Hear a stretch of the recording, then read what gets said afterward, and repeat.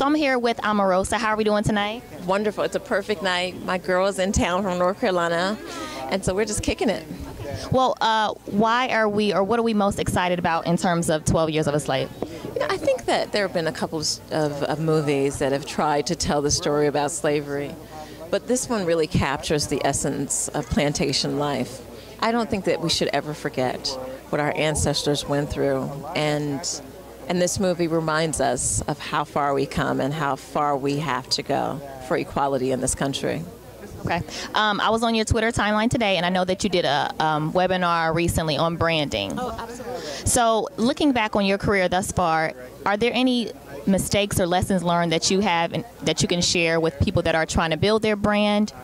You know, I think that every single thing that you do in your life offers an opportunity for a lesson. On The Apprentice, I most famously said, no man is your friend, no man is your foe, every man is your teacher. So everything that I've been through in my life has prepared me for my next chapter. I am now an assistant pastor at a Baptist church.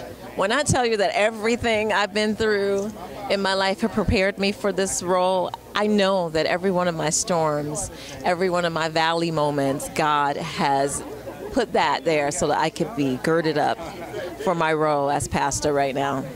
And in terms of branding, by the way, I teach it so well because I took a brand that was very difficult. You know, this idea of making the African-American woman the villain, and I turned it around. I made it profitable, and it's something that's, you know, most folks can't do. They usually fail underneath the pressure, but I teach it because I love it, and my students do really well. HU, you know.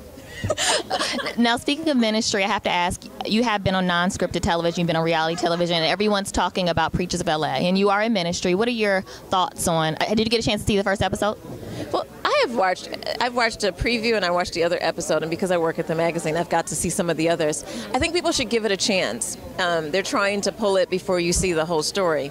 The fact that people are talking about church, I'm talking about folks who ain't never come to church. My good friends who have never been in my sanctuary are talking about pastors and talking about religion. It's good. Anytime you can get people thinking about ministry, thinking about their relationship with God, and thinking about salvation, it's good. Now, whether it's controversial, that's for people to decide themselves. It's entertainment, but we are talking about religion, and that, trust me, I've been in ministry for 6 years. It's very difficult to get people to do that. Okay, now before I let you go, we were all excited when we heard. We were all excited when we heard that you had a new attractive man in your life. We were very excited. We were excited to look at him, and he's a professional athlete, right? Right? He's in WWE. Yes. So I have to ask a shallow questions. Are there any groupies? Do you have to fight them off? Because this is a different kind of world, right? Honey, when they know I'm in the room, I don't have no problems. I really don't have the same kind of problems that most people have because I don't put up with a whole lot of foolishness. But it's been really interesting dating again, and we're taking it very, very slow, trust me. He works 24/7, and I'm on the West Coast, he's on the East Coast. So it's just nice. It's nice to have a friend.